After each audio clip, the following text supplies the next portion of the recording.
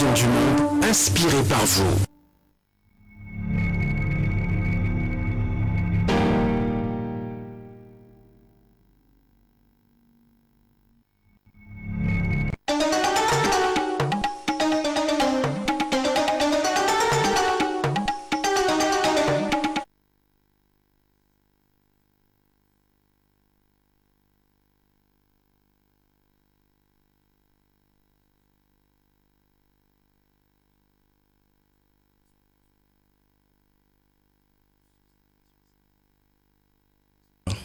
Est-ce qu'il faut qu'on se tutoie ou on se voit? On se tutoie. J'aime encore le tutoiement parce que ça nous rapproche. Ça fait 23 ans aujourd'hui que tu es avocat au barreau. Presque 24. Parce que j'ai prêté serment comme avocat stagiaire à Yaoundé en janvier 97. Lorsqu'en tant qu'on jour pour jour, je suis déjà, j'étais voilà que 24, c'est même 24 ans. 24 ans déjà. Oui, tout à fait. Qu'est-ce qui vous a intéressé dans ce corps de métier? Oui, c'était encore noble. Quand j'ai fini mes études, j'ai eu mon bac en 86. Ok. Pour aller à l'université, déjà la filière... L'université de Yaoundé. En ce moment, c'était l'université, on disait Université fédérale du Cameroun, l'unique université en ce moment. Je me suis retrouvé à Ngouakele en 86. Bon, j'ai pris pour option le droit, parce que dans ma tête, j'aspirais soit être magistrat, soit être avocat. Bon, Dieu merci. On est allé au concours, et bon, ça n'a pas très bien marché. Et pour finir... Ça n'a pas très bien marché. On peut être admissible à un concours administratif, mais si à l'oral, on est coincé plusieurs fois. Bon, mais tu as échoué à l'oral? C'est l'oral qui m'a coincé pour beaucoup de concours administratifs. J'en ai fait assez. Oui, parce que même à peu près l'estique. En attendant d'avoir ma licence, parce que j'avais une certaine passion pour le journalisme aussi. Bon, je suis allé à l'estique au moins 5 fois. Mais c'est toujours à l'oral que j'ai été recalé. Qu'est-ce qui coinçait à l'oral, maître? Bon, je ne sais pas. Il est même arrivé, non, l'oralité, même l'actualité. Je suis un friand de l'actualité. Bon, j'ai été toujours... Bon, vous savez que ça arrive qu'il y a toujours des choses. C'est pas aujourd'hui qu'on parle de pouvoir essayer de penser que... Donc, on vous a demandé de monnayer. Bon, on ne m'a pas demandé en tant que tel, même si on demandait, mes parents n'en disposaient pas 92, 80. Les concours étaient d'abord un peu rares. Il y a quelques-uns qui passaient.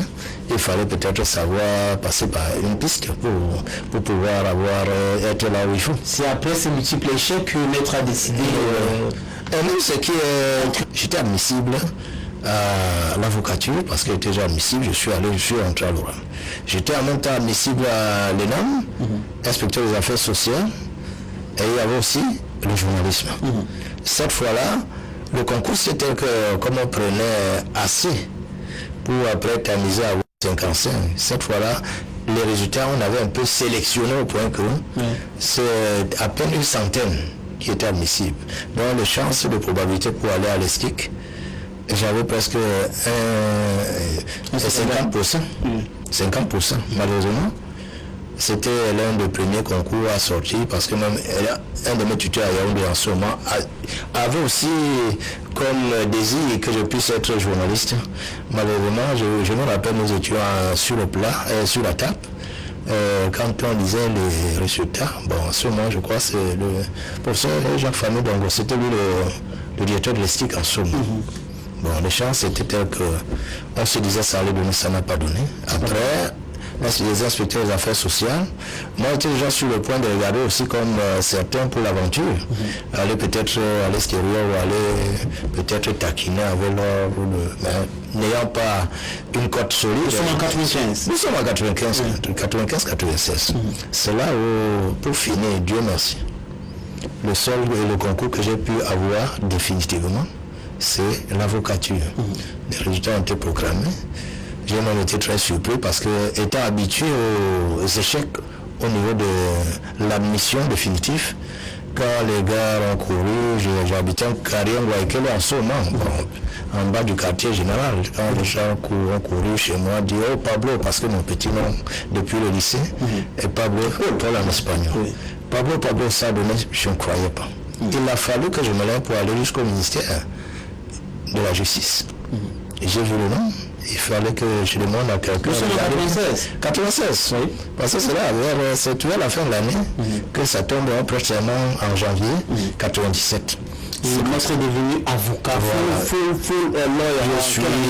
Je suis devenu avocat stagiaire. J'ai prêté serment à Yaoundé. J'ai commencé mon stage à Yaoundé. Et par la suite, full lawyer, c'est en 2000. En 2000. Donc ça fait pratiquement 21 ans aujourd'hui. Oui, 21 ans au Grand Tabou.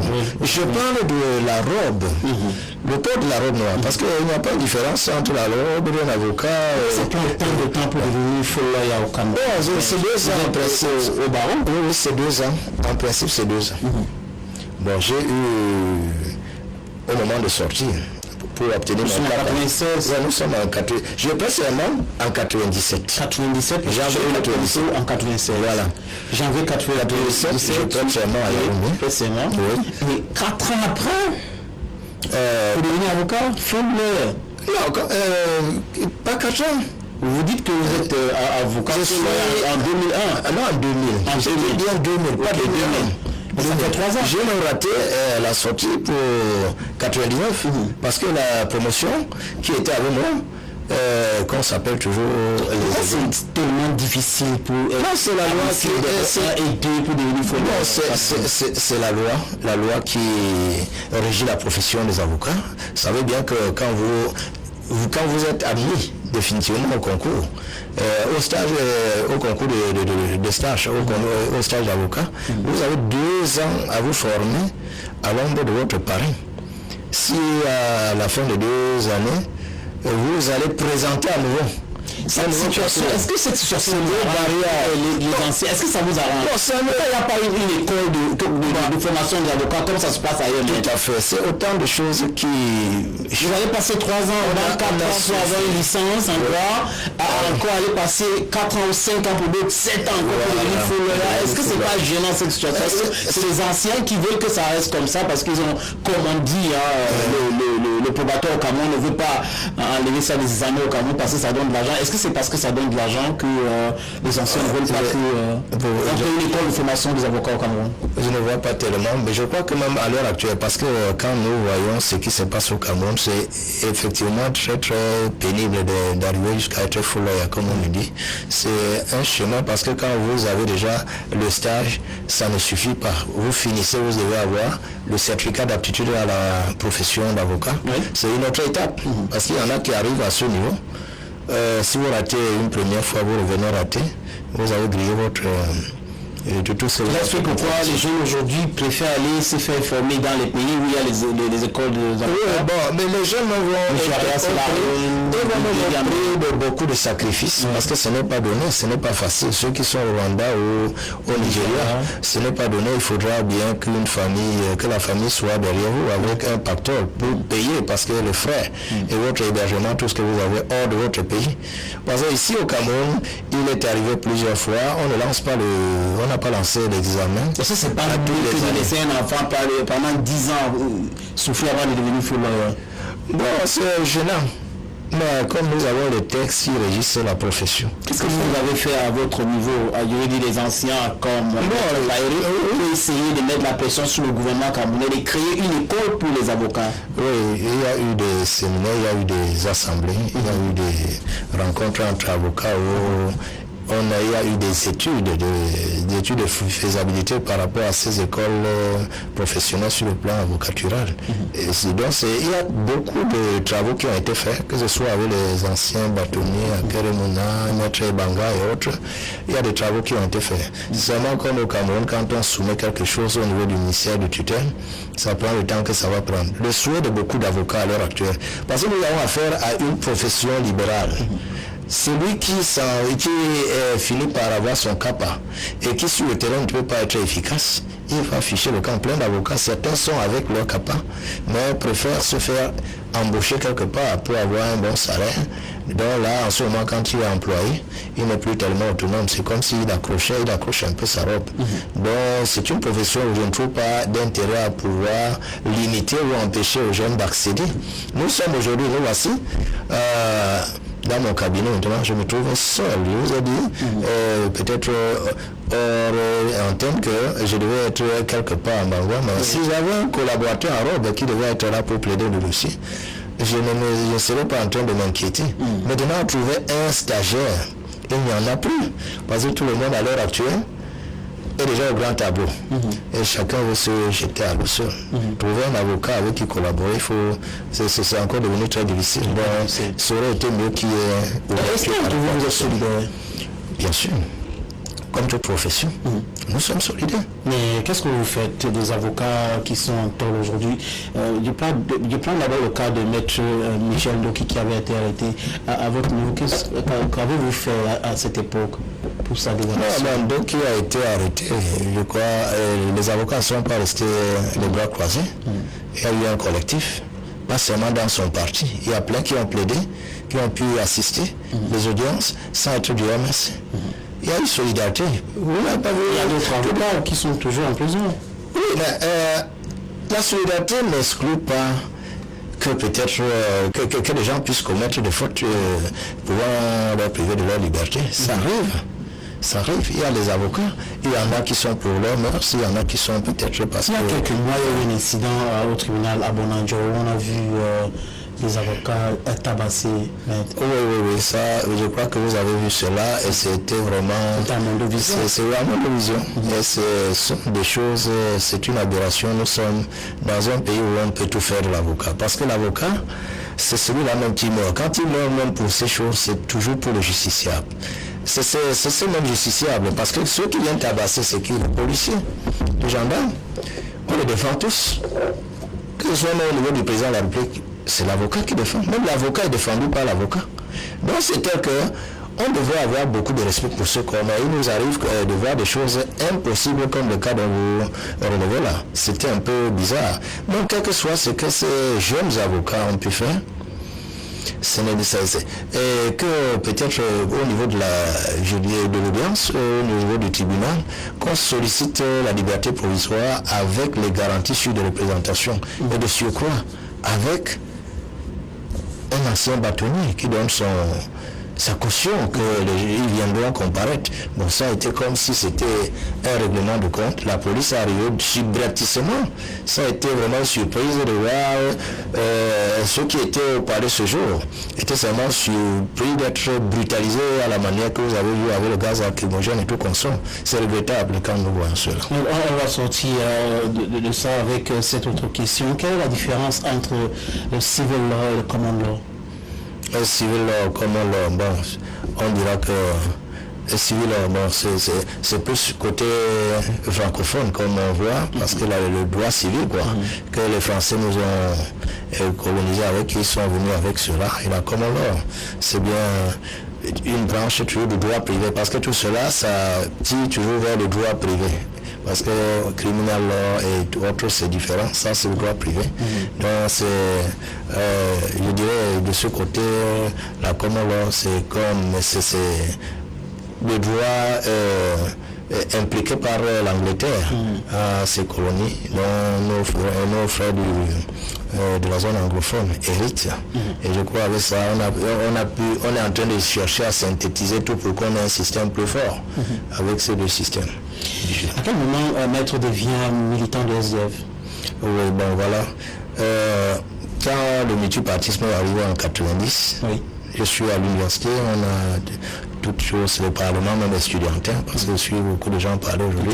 On a été les parlementaires, on faisait des réunions au Mateko, qu'on soit brimé, fouetté au niveau de Bonamoussa de Yaoundé, qu'on file pour venir ici, on est revenu.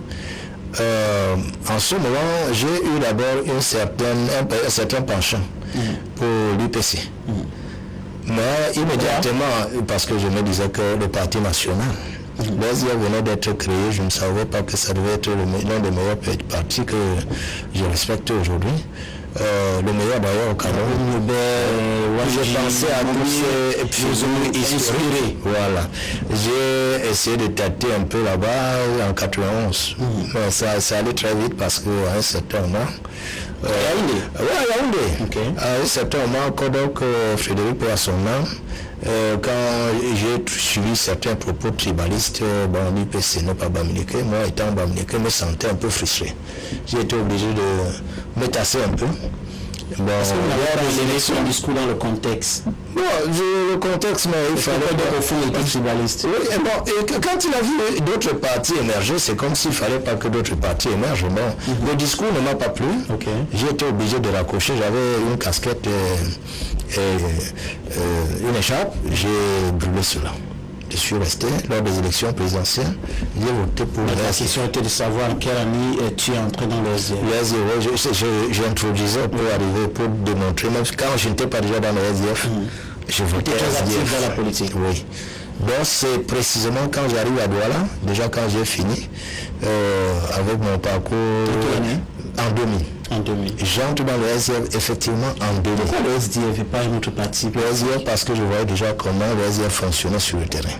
C'était en dehors, étant donné même j'ai des parents qui m'ont formé, qui étaient tous sur RDPC, j'ai été toujours pour l'opposition. Mais le SDF était pratiquement en perte de vitesse à cette époque, mais 92 ils sont pas allés aux élections, et d'abord législatives et municipales sont pas allés. On dit que Chouli a gagné les élections en 92, il a gagné, c'est ce qu'on a dit. En 92, 97, le SDF pas aux élections, il boycotte. Et là, le SDF était pratiquement en perte de vitesse. Comment est-ce qu'un avocat comme toi à l'époque décide d'entrer dans cette formation politique tout en sachant que c'était un peu difficile pour J'ai lu le manifeste du SDF. J'ai lu les textes fondamentaux du SDF. Sans entrer, et j'ai compris que c'était un parti qui avait des bases solides. Et connaissant l'histoire, la création de ce parti avec les martyrs de Bamenda et tout consort, ça ressemblait un peu à l'UPC que j'ai rêvé et qu'on m'a arraché le goût très tôt en 91. Avec des propos tribalistes. Voilà. Donc c'est là, quand j'ai lu les textes fondamentaux du SDF, et voyant que tout autour de moi, il y avait aussi des amis qui étaient là, j'ai fini par décider d'entrer dans le SDF officiellement en 2000. Quels sont les différents postes que Maître a occupé jusqu'à présent? Je suis entré dans le SDF, j'ai été conseiller juridique au niveau des cellules. Et par la suite, je suis allé à la région comme conseiller juridique régional. Oui, je suis là. J'ai beaucoup milité toujours dans le camp de conseiller juridique. Je suis actuellement conseiller juridique régional SDF du Littoral. Vous avez décidé d'aller aux élections en 2000? En 2020,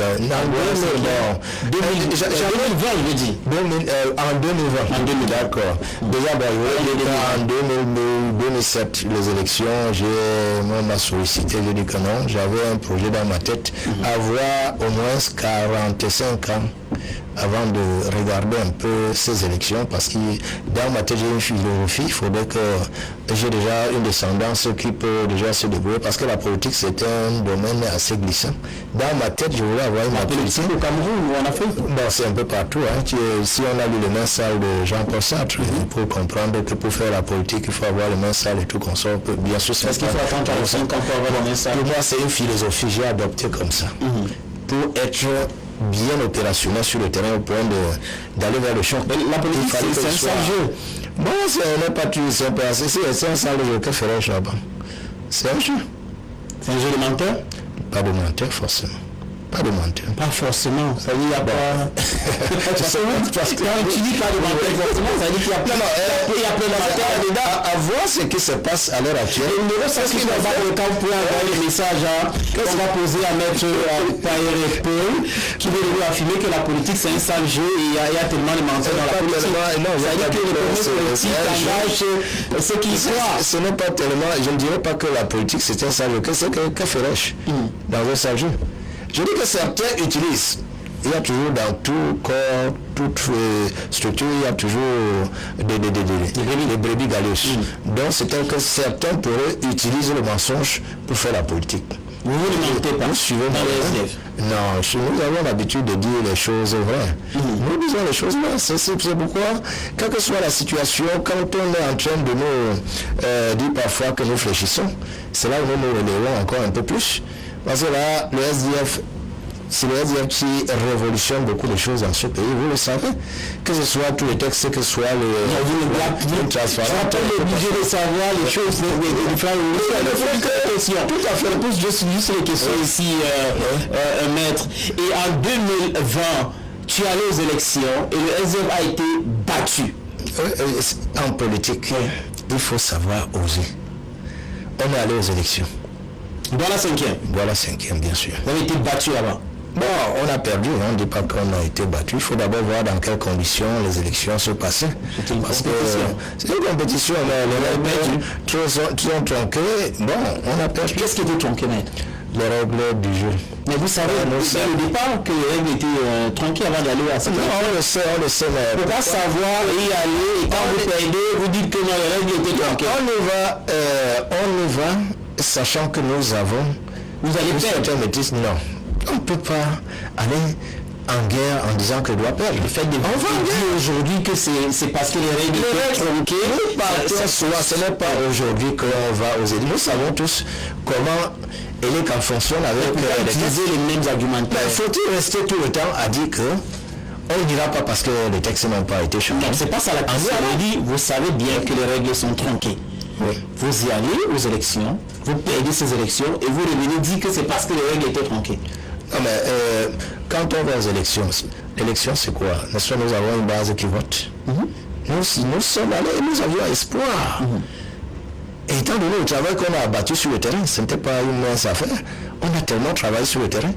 Mais quelque chose, si vous avez travaillé bien sur le terrain, pendant que les textes sont là, pendant que les textes sont avec le système ELECAM, qui ne sont pas tellement positifs pour le reste des Camerounais, en dehors du ADPC, il y a eu aussi un son de cloche qui n'a pas été très bien pour les électeurs.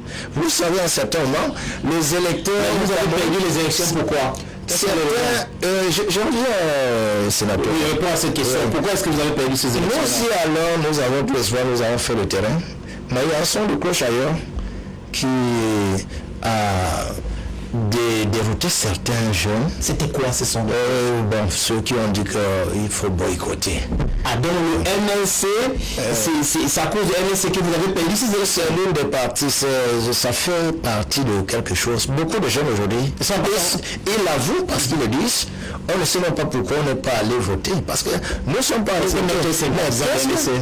Je ne suis pas sympathisant du MRC. Et pourquoi le boycott du MSC vous a dérangé? J'ai dit, quels sont ceux qui votent? Ce sont les militants du MSC qui ont boycotté, non? Loin de ça. Il y a un discours qui passe et certains s'accrochent aussi. Parce que moi, ce boycott, que je vous dis un peu, quand ça a pu marcher peut-être sur un flanc, de l'autre côté, ce n'était pas ça. Parce que moi j'étais de la commission communale, je voyais les résultats, comment ça évoluait graduellement. Le grand dépendant a été maîtrisé par le SDF. Le SDF a battu et le RDPC et tous les autres partis à plate couture avaient un bon pourcentage. Mais quand nous allons dans le bureau de vote, il faut voir ce qui se passe. Un bureau de près de 200 à 300 personnes, c'est peut-être 71 qui votent. Et le SDF a peut-être 55-60. Est-ce qu'on ne peut pas supposer que c'était les militants du MSC qui ont boycotté? Parce que là, le SDF, le SDF a dit oui, on ira à cette élection, vous avez battu campagne, et c'est les militants qui ont voté, les militants du SDF. Ça veut dire, aujourd'hui, vous acceptez. Il y en a qui ont suivi d'accord que le MSC, c'est un parti puissant. Non, ça, le populisme ou quoi que ce soit, ce n'est pas de ça que je parle. Je ne suis pas là vraiment pour ça. Je ne suis pas venu ici, je crois que je voulais pas tellement parler du MAC. Non, pas des élections des élections. C'est que le discours a dû tromper certains qui se sont tassés. Je veux dire que jusqu'aujourd'hui, il y a des gens au quartier qui se posent la question, ça a payé quoi? Bien sûr. Du MSC. Bien sûr. Aux élections. On dit aujourd'hui que les maires qui sont là sont mal élus, ce sont des maires légitimes. Mais on va faire les actes de naissance, actes de mariage, actes de décès devant ces mêmes mal élus. Mais avec votre return sheet, vous avez vérifié, il n'y avait pas de problème à Douala 5 au niveau des élections? Non, les chiffres, je ne peux pas dire. Étant donné que moi, j'étais à la commission communale, mes procès-verbaux faisaient foi autant que les autres. Bon, c'est seulement que, comme je vous le dis, il y a eu ce problème où on a trompé certains Camerounais de pouvoir exprimer leur voix. Vous savez, à un certain moment, beaucoup de gens ne savent même pas pourquoi les élections. Quand à un certain moment, on leur dit n'allez plus voter, là, vraiment, je ne sais pas. C'est aussi quelque chose qui pèse et qui peut peser encore plus longuement sur les Camerounais. Parce que déjà, il y avait un certain engouement que les gars avaient d'aller s'inscrire et de pouvoir voter. Moi, à quelques minutes, vous savez, quand on a dit on n'ira pas de l'autre côté aux élections, c'était à moins quelques jours. Ouais, c'est que ça peut produire comme... Parlons de notre élection. Aujourd'hui, le chairman des SDF de retour des États-Unis a annoncé que c'était bon pour lui, il a annoncé sa retraite politique et il a laissé libre champ maintenant au parti, au militant parti de chercher notre leader. On parle aujourd'hui de Jean-Michel Nietzsche et de Jossa aussi, deux députés à la nationale du Cameroun. Vous penchez pour qui?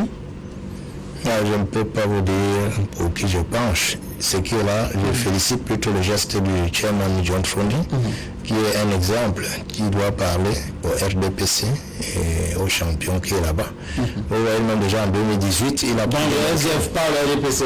Bien sûr, ça ce sont des exemples vivants que le SDF pose. Parce que Fondi, en 2018, sans qu'il ne peut pas faire tellement le tour du Cameroun comme il le faisait. Vous connaissez que c'est un monsieur, à la veille des élections, devait parcourir les 360 arrondissements du Cameroun pour faire la campagne. Bon, il a préféré laisser le siège à la compétition des jeunes ayant un peu plus d'énergie. Vous savez ce qui s'est passé à Bamenda, aussi à Bamé. Franchement, il n'y avait aucune tricherie. Bon, maintenant, par la suite, quand il revient des États-Unis, étant malade, comme certains ont voulu dire que c'était l'asile, alors qu'il n'était pas bien portant, il s'est soigné de revenu. Bon, il a un non-démocrate pur, il l'a dit, il ne se représentera plus. Pour le moment, il demeure le président du SDF, ça ne veut pas dire que la parole est jointe. Ça ne va pas décourager les die-hard, comme on dit, die-hard militants of the SDF. Est-ce que ça ne va pas les décourager? Ils ne vont pas quitter ces partis avec le départ de John Fondi? Non, comment on peut quitter? Fondi a créé le parti, je crois, on n'était pas sûr. Il y avait des gens avec lui. Les Fadas.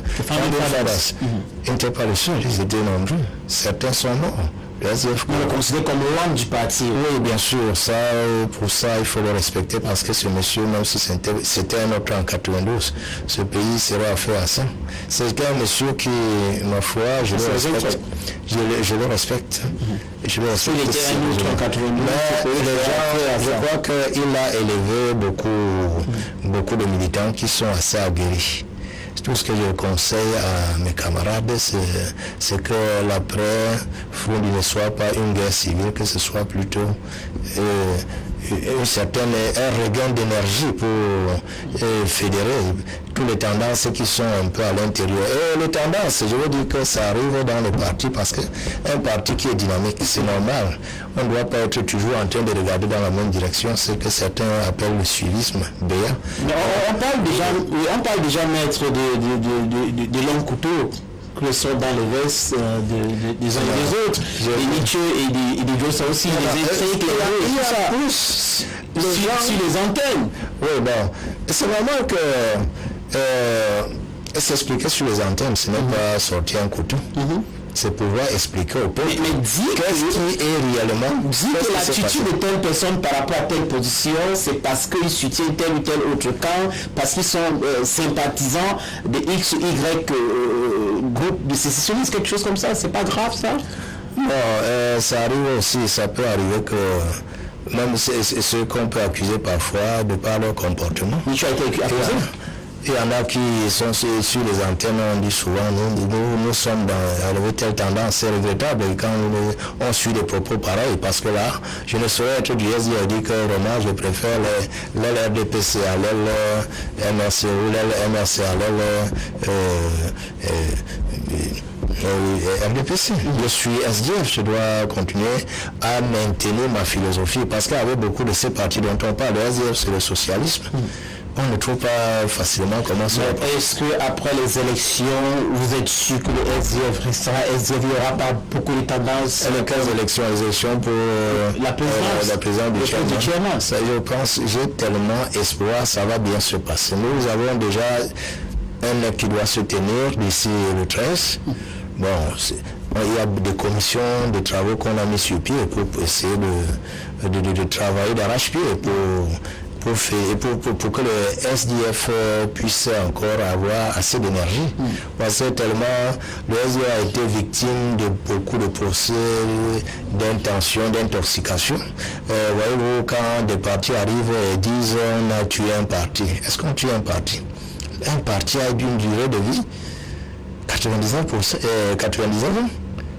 Et ça va continuer par la suite. C'est un parti vit presque éternellement tant que les gens qui ont l'idée, les idéologies du parti vivent et que ceux qui viennent après eux continuent. Donc c'est tellement que le SDF a été victime de certains propos bizarres, propos incendiaires, propos dénigrants. Certains les auteurs de ce propos-là vont être. Certains Camerounais. Vous voulez que je cite certains Camerounais, vous avez suivi, donc que ce soit dans les réseaux sociaux, tout ce qui s'est passé, juste pour vilipender le SDF. À un certain moment, quand il fallait qu'un militant du SDF démissionne pour aller quelque part, c'était comme un trophée de guerre. On revoit le même ressortir aujourd'hui. Et ça sort un peu partout, ça arrive au SDF, on n'a pas besoin. Les gens sont en train de rentrer dans le SDF, on n'a pas besoin de monter sur la toiture, taper le tam-tam pour dire tel parti, de tel parti pour venir. Il faut déjà qu'il soit un militant convaincu, même s'il revient, qu'il soit convaincu et qu'il soit vraiment quelqu'un qui va aider le SDF à évoluer. Le SDF est en perte de vitesse, c'est pas moi qui le dis, c'est les chiffres. Les chiffres, perte de vitesse, je dirais qu'à un certain moment, c'est vrai, ça peut arriver qu'à un certain moment, surtout avec la campagne de dénigrement et tout qu'on sort, et avec tout ce qu'on a comme certains esprits malins, parce que certains quittent le SDF croyant tuer le SDF. Certains sont allés aujourd'hui et ils n'arrivent pas à revenir, parce que pour eux, ils croyaient partir pour que le SDF meure. Et actuellement, beaucoup regardent là où certains admirent. Ça devient aussi c'est insoutenable, ça devient insoutenable au fur et à mesure.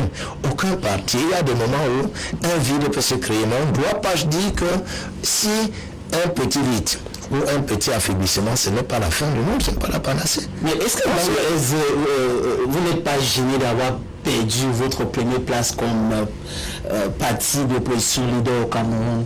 Parce que on n'est même pas toujours.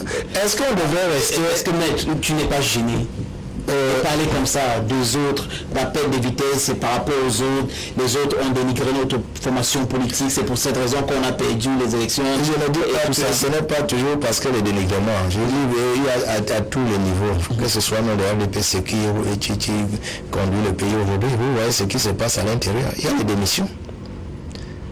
Il y a les démissions, c'est pas parce qu'ils sont là au pétrole. En termes de chiffres, aux élections, ils sont les meilleurs aujourd'hui. Ils sont les meilleurs, mais avec la machine de fraude. Vous avez les mêmes machines de fraude, il y a d'autres partis d'opposition qui ont réussi à prendre la place du SDF. Vous voulez dire, est-ce qu'il y a eu élection dans la zone nord-ouest, sud-ouest? Non, c'est pas ça la question. C'est l'un des bastions, c'est pour vous dire. Donc, le SDF, c'est un parti anglophone. Anglophone, le Cameroun, c'est un parti anglophone. Je dis l'un des bastions. Bien sûr, c'est le bastion. L'un des bastions du SDF. Ce sont les bastions du SDF. Les bastions, il y a l'ouest, il y a... Donc c'est un parti anglophone. À Bamiloké, et Douala, c'est quoi? On a combien de députés ici? Non, c'est une question que je pose. Le centre, c'est juste une question. Oui, mais le SDF, c'est un parti national. Tu viens de dire l'ouest et nord-ouest. Il y a certains bastions que quand on n'arrive pas à avoir des élections là-bas. Pourquoi aujourd'hui on peut... Le RDPCP, c'est... Il n'y a pas eu d'élection dans le nord et le sud-ouest. Quelle élection? Il n'y a pas eu d'élection. Quels sont ceux qui ont élu? Il n'y a pas eu d'élection. Vous savez, c'est ceux qui ont élu. Nous connaissons tous que c'est l'armée qui a joué ce jeu. Ah, l'armée a voté là-bas. Mais bien sûr, ça ne se cache pas. Il y a eu des enquêtes. Oui. Pour nous, il n'y a pas eu élection dans le nord-ouest, sud-ouest. Mais vous êtes au Parlement? Mais on ne veut pas. Votre bastion, vous arrachez ça de force et vous dites sur le plateau des polémiques qu'il n'y a pas eu élection dans le nord-ouest et le sud-ouest, mais vous êtes quand même à l'Assemblée nationale. Est-ce que le discours est cohérent? Pourquoi pas? Pourquoi pas? On est à Votre bastion, on vous a enlevé tous les députés. Pratiquement. Est-ce qu'il y a eu élection en tant que tel? Donc s'il n'y a pas eu d'élection, pourquoi est-ce que le SDF n'a pas plaidé pour qu'on annule toutes ces élections-là pour recommencer à jouer? Jusqu'à présent, il fallait plaider l'Assemblée nationale, non? On a plaidé, on est allé aux procédures. Vous avez allé jusqu'au plus haut niveau. Vous avez les députés à l'Assemblée nationale? Les députés. Faut-il que ces députés démissionnent? C'est ça que vous voulez que... C'est une question que je pose.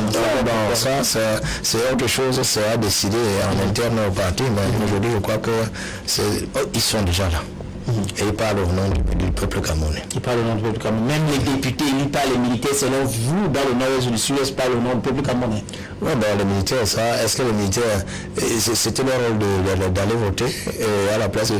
Ce qui s'est passé, c'est ma Vous êtes gêné, c'est pas gêné, je ne suis pas gêné. C'est quelque chose qui s'est passé. Vous êtes journaliste, vous êtes homme des médias, vous recoupez souvent les informations.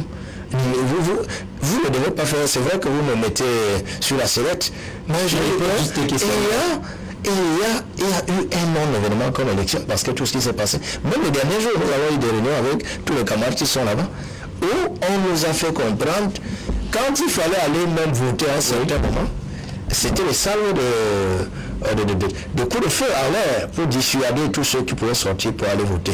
Donc ils savent comment ils ont manipulé avec les camps pour trouver ceux qui ont été élus. C'est le système en place.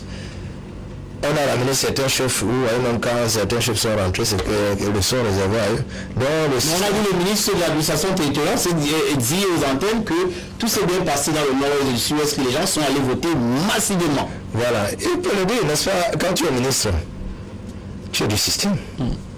Tu donnes un discours, tu dois donner le discours, tu dois dire cela. Combien ont voté quand c'était... M. Atala, il lisait simplement un discours. Ah bon, celui-là, il est très fort. Il justifie ce qu'il peut justifier. Il est dans son rôle de pouvoir jouer du côté du gouvernement, du système en place. En principe, pour nous, SDF, on connaît qu'il y a eu un non-événement. Les élections du 9 dans la zone anglophone, ce n'était que un scénario assez rigolo. On va prendre la transition autant pour Gaël de venir s'installer ici pour vous poser quelques questions sur votre intimité. C'est Intimity. Ça sera un peu relax, hein, vous répondez aux questions comme vous les attendez. Si vous ne voulez pas répondre à une question, c'est pas non plus grave. On prend la transition et juste derrière, Gaël Fedjou Ndjemengadna.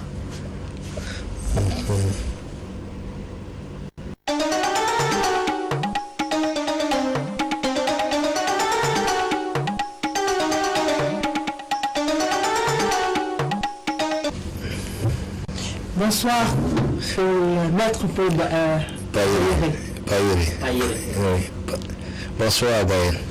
J'espère qu'avec le sénateur, ça n'a pas été trop difficile. Vous avez parlé beaucoup plus de carrière professionnelle, du travail.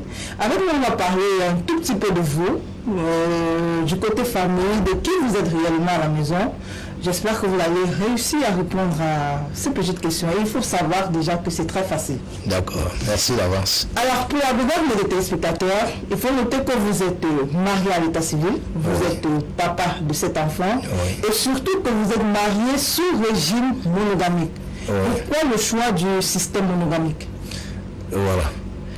Le choix du système monogamique, c'est que je n'ai même pas dit qu'après tout c'était là pour ma vie. Je suis aussi chrétien, je suis ancien d'église. D'accord. Donc, en principe, un ancien d'église, l'église évangélique du Cameroun, bien sûr, il est supposé, un chrétien digne de ce nom est supposé n'avoir qu'une seule femme. C'est ça qui m'a guidé pour me marier.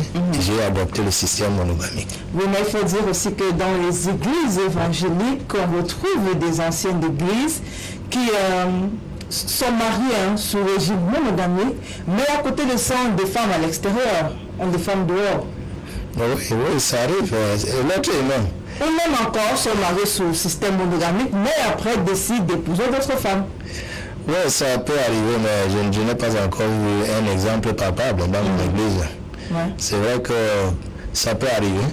Et bien, si quelqu'un est déjà avec un système monogamique, il ne va pas la suite célébrer un mariage. Ce mariage est nul et de nul effet. Donc c'est là la bigamie n'est pas acceptée en ce moment. Mais maintenant, dans un monde où il y a plus de femmes que d'hommes, parce qu'il faut aussi le souligner, c'est qu'il y a plus de femmes que d'hommes. Pourquoi est-ce que vous décidez, mis à part le fait que vous êtes ancien d'église, vous auriez quand même pu penser à cela, au fait qu'il y a plus de femmes que d'hommes, et vous dire d'accord, on laisse aussi la chance à d'autres femmes d'avoir un mari? C'est vrai, ça c'est une situation, je sais bien que les femmes dans le monde, au Cameroun en particulier, représentent dans les 53%, et 53 à 54. Donc c'est regrettable. Mais quand on a déjà eu une option en ce sens, on a dit je l'ai pris. Bon, sauf que ce n'est pas dit que tous les Camerounais sont obligés de faire la monogamie. Et certains aussi, ce qui se passe pour que certains de nos soeurs ne soient pas mariés, c'est aussi le confort matériel que les hommes, il y en a plein, vous voyez, même comme le nombre des hommes, c'est relativement faible par rapport aux femmes. Il y a plein de célibataires, des gens qui sont jusqu'à 50, 55 ans, 60 ans, vous voyez, peut-être c'est un choix de vie, c'est-à-dire que c'est un choix de vie qui n'ont pas assez de mariage. Vous voyez, donc ce n'est pas de la faute de ceux qui ont opté pour la monogamie. La monogamie, quand même, on a déjà une femme à côté, c'est déjà, on a soustrait une qui devrait chômer. D'accord. Donc il faut respecter notre choix. Voilà, maintenant vous êtes ancien d'église, mais ça n'empêche que vous soyez un homme, ça n'empêche que vous soyez un bantou. Combien de copines avez-vous à l'extérieur? Je précise que les caméras ne vont pas diffuser, on ne va pas diffuser cette partie à la maison, donc vous pouvez nous faire confiance. Bon, ça c'est une question, bon, elle est gênante. Elle est gênante, non, pas du tout. Je vais répondre, hein. Ça va t'arriver. Bon, je ne sais pas.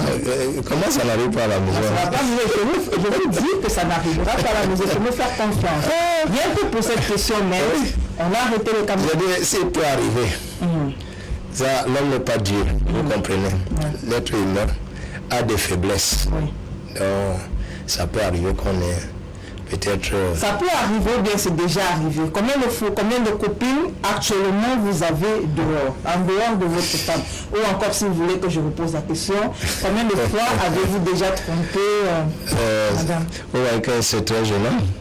Si madame me suit comme ça, je suis en train de mettre que rien que pour cette question, ça n'arrive pas à la maison.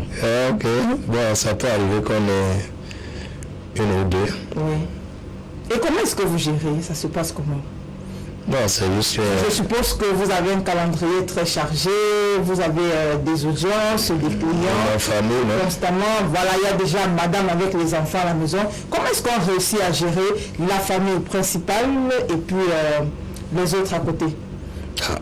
Je crois que celle d'à côté doit savoir supporter certaines absences. D'accord. On ne peut pas être en même temps à la maison et être en même temps là-bas. Ça se passe comment? Lorsque vous la rencontrez pour la première fois, vous lui dites que, bon, comme tu es là, il se présenter.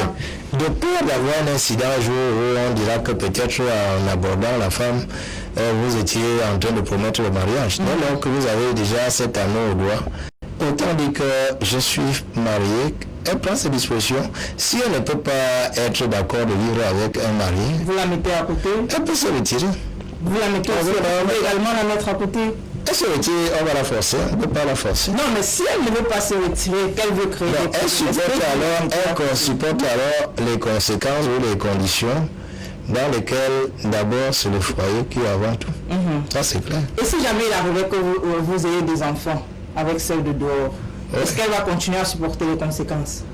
Si on a un enfant avec une femme dehors, j'en ai deux. Mon épouse connaît. Oui. Est-ce qu'elle a continué à supporter les conséquences ou à un moment elle a compris qu'elle ne pouvait pas être mon épouse, elle ne pouvait pas vivre sous la même toiture. Elle a compris, elle a accepté comme ça. Oui, c'est tout. Alors, on va également imaginer que pendant votre travail, c'est vrai, vous avez des clients hommes, vous avez aussi des clients femmes. Est-ce que ça vous est arrivé de temps en temps de courtiser vos clientes, peut-être parce qu'elles n'avaient pas assez de moyens pour payer vos honoraires? Et vous leur avez dit d'accord, vous allez les payer autrement? C'est banal. Parce que il ne faut pas mêler les choses.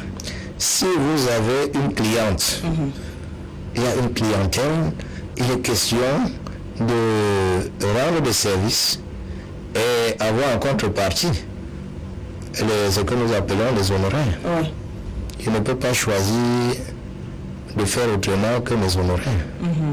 On me paye mes honoraires. Et maintenant, si c'est la cliente qui constate qu'elle n'a pas assez d'argent et vient vous proposer de vous payer autrement que... Non, mais vous n'êtes pas obligé, vous pouvez bien le faire. Mais vous avez déjà commencé le travail. Qu'est-ce que les clients nous doivent ici dehors? Des montagnes, des millions de francs. On abandonne. Si vous ne pouvez pas, vous allez taxer une dame qui n'a rien. Elle va payer sur la base de quoi? Vous la laissez. Ben, ça dépend. Peut-être qu'elle peut trouver un autre moyen de régler sa facture. Mais cette voie-là me paraît assez bizarre. Mais c'est arrivé quand même. Ça peut arriver, non? Non, ça peut arriver ou c'est arrivé? Ah non, je ne... Bon, c'est des questions assez embarrassantes. Non, c'est pas assez embarrassant. C'est très facile d'ailleurs. Est-ce que c'est arrivé? Non. Peut-être c'est arrivé une fois. Peut-être aussi vous pourrez mettre en garde les jeunes avocats qui sont en train de commencer. Tout à fait. On ne doit pas monnayer ses services avec le sexe. Ça, c'est clair. Et vous draguez la femme à part, vous êtes des amis, parce que aussi vous pouvez être ami avec une dame et qui par la suite devient votre client, a un dossier à faire traiter par vous. Vous allez traiter en ce moment d'une manière, pas comme un client ordinaire ou un client d'ordinaire. C'est-à-dire que vous allez vous en passer de certains montants. C'est autant de choses que ça peut arriver. Est-ce que vous avez déjà été piégé par une femme? C'est-à-dire que c'est pas un client, elle n'est pas venue en tant que client, mais elle ne vient pas en tant que client, mais elle vient en tant qu'amie, elle vous rencontre au parquet et puis elle décide comme ça de vous piéger peut-être par rapport à une autre affaire. À une affaire que vous gérez pour quelqu'un d'autre. Non, me piéger de quelle manière? Une affaire que j'ai pour quelqu'un d'autre. Par exemple, vous êtes en train de traiter une affaire avec un sujet A et une dame qui vient vous piéger par rapport à ce monsieur. C'est-à-dire que peut-être le monsieur a constaté qu'il allait perdre au parquet et les deux décident comme ça de vous piéger pour que, bon, vous travaillez à leur faveur. Contre mon client? Oui. Non. Ça, c'est quelque chose, ça ne me passe jamais à la tête. Ça ne peut pas se faire. Parce que vraiment, si on a prêté serment pour défendre, on doit tout faire. Quand on prend la cause d'un client, c'est jusqu'au bout. À moins que vous vous déconstituiez, et de manière expresse, et moi, quand vous déconstituez, vous n'allez plus occuper contre cette personne dans la même affaire. À défaut, même si vous, le justiciable, vous pouvez poursuivre l'avocat au niveau du bâtonnier et le dénoncer. Ce n'est pas normal qu'on soit avec un client et qu'on traite plutôt avec l'adversaire. Ça ne se fait pas. Même si j'ai une copine dans ça, c'est encore le moindre des soucis. Ce n'est pas normal. C'est qu'on n'est pas avocat digne de ce nom. Est-ce que vous voyagez beaucoup? Je voyage. Vous faites aussi les boîtes de nuit? Il m'arrive. Vous voyagez constamment avec votre épouse? Il m'arrive d'aller en boîte de nuit de temps en temps. On peut aller se distraire. Bon, imaginons les périodes où vous voyagez et que vous n'êtes pas en compagnie de votre épouse et qu'il vous arrive de vouloir assouvir vos pulsions. Comment est-ce que vous faites? Parfois, il faut se maîtriser. Ce n'est pas 2 jours, 3 jours. Vous pouvez jamais voyager pour un mois? Ben oui, ça arrive. Et comment est-ce que vous faites? Bon, ça, ça peut arriver, vraiment, c'est beaucoup. Ça peut arriver, d'accord, mais comment est-ce que Maître Paul Bayeré gère cela? Si ça arrive que vraiment, que je vous ai dit d'entrée de jeu, l'homme il y a une certaine faiblesse. Je dis l'homme avec grand H, parce que la femme dedans et l'homme avec petit H. Donc ça peut arriver que des trucs pareils, on peut glisser, comme on dit. Mais que ce ne soit pas une certaine habitude. Faire comme si quand on quitte là, on a déjà des maîtresses postées un peu partout. Ce n'est pas bien. Ça ne va pas bien donner au sein du foyer. Et à un moment, est-ce que vous ne regrettez pas vos actes? Bon, on le regrette. Pourquoi pas? On regrette. Il y a des cas. On regrette. Se pose la question pourquoi ne pouvais-je pas m'abstenir? Ça arrive, on regrette. Voilà. Si on vous demandait de vous décrire comme papa ou comme époux, vous êtes quel type de papa, quel type d'époux? Bon, je ne sais pas s'il faut me jeter des fleurs, je suis un père responsable. Je fais tout pour... Responsable, ça c'est aux yeux des enfants. Oui, autant, mais je respecte mes enfants me respectent. Mon épouse me respecte, je la respecte. Je respecte très bien mon épouse parce que c'est elle qui me tient, c'est elle qui est la vraie gérante de mon foyer. Parce que souvent, on a beau avoir de l'argent, c'est plutôt la femme qui sait comment elle organise la maison. Ok. Donc, je respecte ma famille et ma famille me respecte. Et une dernière question, est-ce que maître sait faire la cuisine? Ah, très bien. Mon père a été divorcé avec ma mère. Dès le bas âge, j'ai commencé à faire la cuisine à l'âge de 6 ans, 7 ans. Okay. J'ai continué comme ça jusqu'à l'université. Imaginez quand on commence à faire la cuisine, autour de 74, 75, jusqu'à l'université jusqu'à l'université en 2, et j'ai fini jusqu'en 98. Quand je me marie, je faisais ma cuisine. Je fais ma bonne cuisine. Alors, je vous remercie d'avoir répondu à ces quelques questions. Je vais vous laisser entre les mains du sénateur pour la suite. Merci. Merci, Gaël. On va prendre la transition. Merci beaucoup.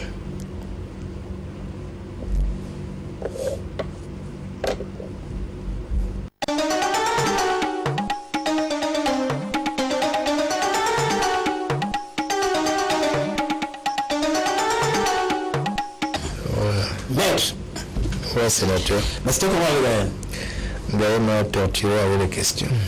Et t'as torturé avec des questions. Et des questions très dangereuses parce que... Concernant la famille et la fidélité. Non, mais je crois que les enfants, madame comprend, c'est c'est ça aussi le but de l'émission, parce que tout à l'heure on a parlé de politiciens qui sont des menteurs. On a trouvé un politicien qui est véridique. Ah bon, personne n'est si véridique parce que l'homme est... Bon, je sais, il y a mon amour de dire la vérité. C'est une vérité. Il y a un téléspectateur qui est un des médias qui regarde Polémique depuis Bafoussam. Il s'appelle Eve, il envoie un message. Je veux savoir quelle est votre appréciation sur les prises de position de Joshua aussi ces derniers temps. Vous avez discuté avec lui cette réponse. Oui. Oui, aucun problème. Joshua aussi, surtout ces prises de position, c'est qu'on a trouvé comme si c'était le ciel qui tombait sur la tête des Camerounais. C'est plutôt une manne venant du ciel. Parce que la situation très regrettable dans le Nozo, ce monsieur meurt comme ça pour cela, il a cette volonté que ça puisse s'arrêter. Donc aujourd'hui, quand on se plaint, on dit qu'il est parti avec un groupe de parlementaires RDPC. Je crois aujourd'hui, le SDF a essayé à un certain moment de poser ce problème sur la table. La grande majorité RDPC n'a pas prêté attention. Si aujourd'hui, ils reviennent à de bons sentiments pour regarder qu'on peut quand même parler de cette situation, comment ça ferait mal aux gens? Donc sa sortie a été bonne. Surtout que, à un certain moment, quand on a suivi cela, les gens ont interprété ou traduit à leur manière. Ils ont balancé cela à leur guise. Et vous voyez, quand Joshua aussi, le président Joshua aussi est allé sur les médias, beaucoup de Camerounais comprennent. Déjà sa réaction, il a pu expliquer, et beaucoup de gens comprennent que c'est tout ce qu'il a voulu faire, tout ce qu'il a fait, c'est pour le bien des Camerounais. Placide Olinga qui regarde l'émission de Yaoundé, dites que vous n'êtes pas un enfant de Dieu. À vos propos. Donc elle disait qu'on ne voit pas. Comment il va me juger que je ne suis pas l'enfant de Dieu? Comment ça?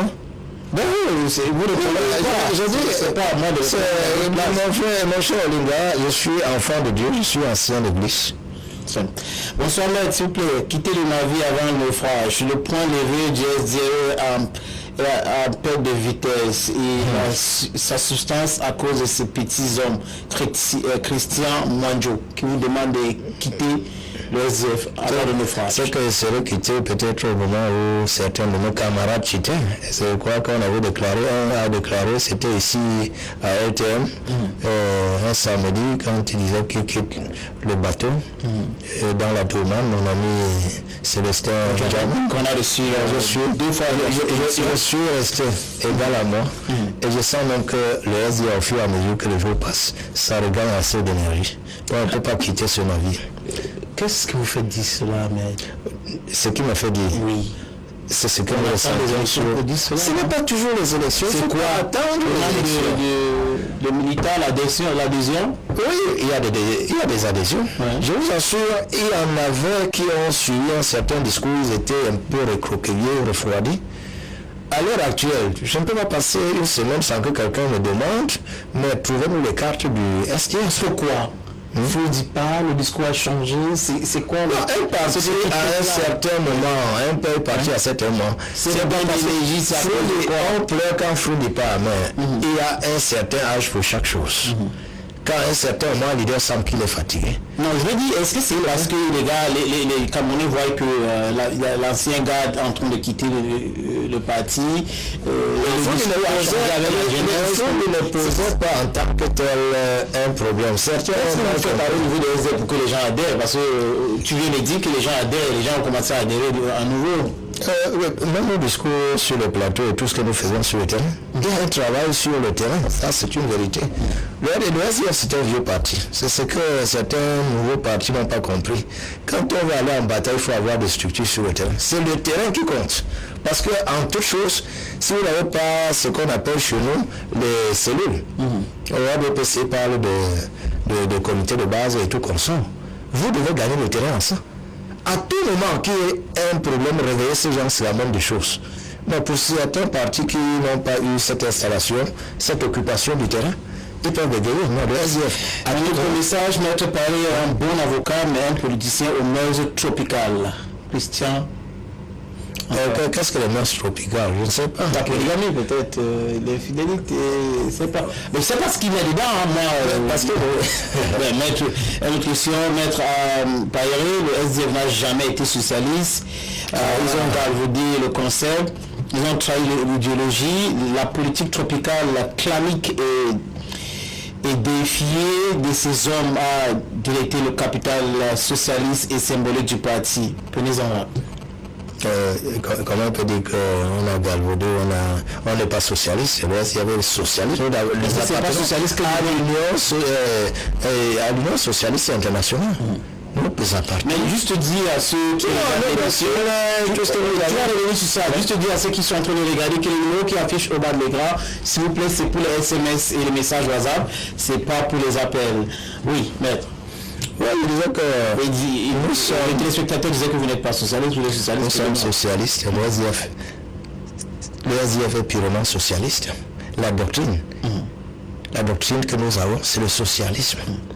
Nous restons socialistes, nous sommes à l'international socialiste. Mais s'il ne va pas là-bas, qui n'est pas socialiste? Maître, c'est Daniel qui envoie le message. Dis-nous la vérité entre Nietzsche et Diossa aussi, tu soutiens qui? Je soutiens les deux. Aux élections, est-ce que tu vas les voter? On va voir, c'est Diossa aussi. Ça ne peut pas se faire, mais le moment viendra. Le moment viendra. Pour moi, quand je vois là, je ne voudrais pas m'aligner pour dire que voilà. Mais je dis que ce que Joshua aussi a fait, c'est vraiment, il a fait un patriote. Un vrai patriote. Je le respecte. Mais, que penses-tu de partis politiques d'opposition au Cameroun? Les partis d'opposition, surtout que quand c'est arrivé au Cameroun, le Camerounais a toujours besoin de faire son parti lui-même. On a fait trop de partis d'opposition. Vous savez, c'est environ 350. Et avec ça, c'est tellement ennuyeux. Chacun crée quand il y a une fissure, peut-être pour aller au niveau du gouvernement. On file pour y aller. Vous connaissez, je ne veux pas vous citer des cas. Quand ça arrive là-bas, on ne sait même plus que si la personne était opposée, on devient plus aligné que les alignés. Bon, il y a quelque chose à faire qu'on foisonne. Non, je ne cite personne. Je respecte mes aînés qui sont là. Je ne veux pas citer mon grand frère. Maître Momo, c'est votre grand frère. C'est mon grand frère, on a du respect. Du respect pour Maître Momo. Oui, tout à fait. Ok. Et là, ces nombreux partis politiques, là, est-ce que ça n'en aide pas à animer la sphère politique camerounaise? Non, l'élection, oui. Il faudrait que les partis d'opposition, beaucoup, apprennent à se foisonner pour essayer de réduire. Si on se retrouve, certains partis même qui existent aujourd'hui n'existent que de nom.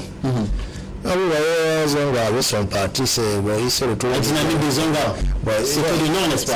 C'est autant. Comme il y avait il y a tellement de partis qui sont. Zonga qui est encore maître. Non, ils sont nombreux. On a parlé de Jean-Didier Momo tout à l'heure, qui est votre ami. Jean-Didier Momo, on a parlé de ministre. Oui, avec son parti municipal. Il a été conseiller municipal pendant 5 ans. Donc ça veut dire qu'il a quand même bougé. Ouais, lui, il est mieux que beaucoup. Il est mieux que qui? Non, il y a plein de... Maître a cité tout à l'heure, a été député de la République. Mais il a été député de la République avec le RDPC, pas avec son parti. Il n'a pas été député avec son parti, il était député avec le RDPC. Il a quitté son navire pour se retrouver là où il se retrouve aujourd'hui. Alors il est député de la nation avec le RDPC. Le RDPC. Maître, aujourd'hui, dites-nous, que pensez-vous aussi de Maurice Kamto? C'est un homme politique. Il ne veut pas parler de sa formation politique, mais l'homme, professeur Maurice Kamto. Il est tout homme et toute personne qui veut se jeter dans la politique se jette, mais il y a beaucoup de manières de faire la politique. Je le respecte en tant que professeur. Mais pas en tant que politicien. Bon, je ne suis pas de son parti. Oui, mais est-ce que vous faites partie des personnes qui sont dans l'opposition, qui s'opposent à l'opposition? Les opposants de l'opposition à l'opposition, ce sont les mêmes personnes qui se victimisent. Parce que c'est toujours ceux-là qui sont plus opposants que l'opposition et les autres opposants qu'ils ont trouvé sur le terrain. C'est eux qui disent opposition de l'opposition. Bon, nous sommes en train de vivre les faits au fur et à mesure. Quelle est cette opposition où on ne peut pas bien se concerter, mais on va crier sur le toiture, on a tué tel parti, on peut tuer un parti, c'est ça que... C'est ça qui vous a vexé, mais apparemment vous revenez sur ça, ça fait la troisième fois. Effectivement, que tu parles, je n'ai jamais vu ça dans ce pays. Dieu merci, on dit que l'OSIF est arrivé. L'OSIF n'a jamais dit que j'ai tué l'UPC. L'UPCisation, c'est le gouvernement qui a fragilisé l'UPC aujourd'hui. Le SDF n'avait jamais chanté la chanson que j'entends aujourd'hui. Le SDF va continuer à fonctionner avec tous les autres partis à côté. Il y avait le parti, le feu Gustave, le nom m'échappe un peu, qui avait son parti, presque c'était juste madame, quelques enfants et tout, quelques gens.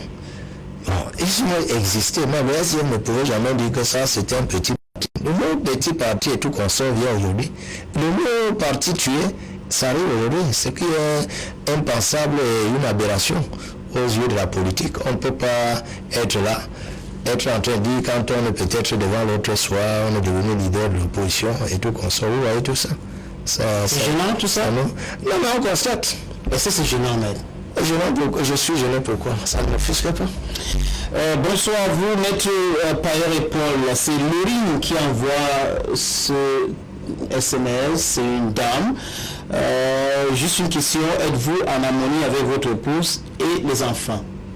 Très très très bien en harmonie. Je viens de quitter tout à l'heure, c'est elle qui a dressé tout ce costume pour dire, chérie, va et défends-toi bien sur le plateau.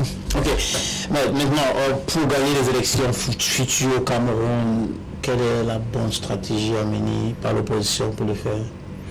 L'opposition camerounaise. C'est vrai, pour les élections, il faut d'abord, en principe, toiletter le texte. Les textes et le système électoral. Oui, il y a encore du temps devant nous. 25, il faut toiletter le texte. Sinon, on ira au risque, mais il faudra à ce moment l'opposition se rapproche, que les partis se rapprochent, qu'il y ait des factions qui se regroupent pour être un peu plus forts et être à mesure de surveiller les élections sur toute l'étendue du territoire national. Parce que l'opposition parfois perd parce que certaines zones, il y a une synergie. Certaines zones ne sont contrôlées que par le RDPC. Ils mettent dans l'urne tout ce qu'ils veulent. parce que ne voyons pas les autres partis d'opposition. L'opposition doit avoir le scénario pour que, même quand ils se rassemblent, s'organisent à dire peut-être à tel endroit, vous allez couvrir pour nous tous. C'est un plaisir de t'avoir sur Polémique au séjour. Un dernier mot à l'endroit des téléspectateurs. C'était pas très chaud. C'était pas très chaud. Ça a été même très agréable. Je croyais, j'avais un peu une certaine un frisson. Bon, j'ai vu que le climat est bon enfant. Tout ce qui se dit, c'est très bien. C'est une émission très bonne. Je salue grandement tous les téléspectateurs qui nous ont suivis. Longue vie à Polémicos. On s'excuse aussi à l'endroit des téléspectateurs. Ils ont constaté aujourd'hui qu'on n'a pas pu afficher les noms de notre invité et les noms des présentateurs. Juste les numéros de téléphone a eu un petit souci technique. Il a réalisé cette émission ce jour, il s'appelle Aboubakar Smith. Elle était là pour inviter Gaël Finju Jemengetna. Senator Cletus Ismaning. We take the appointment for next week Friday. Take the rendezvous. Bye bye.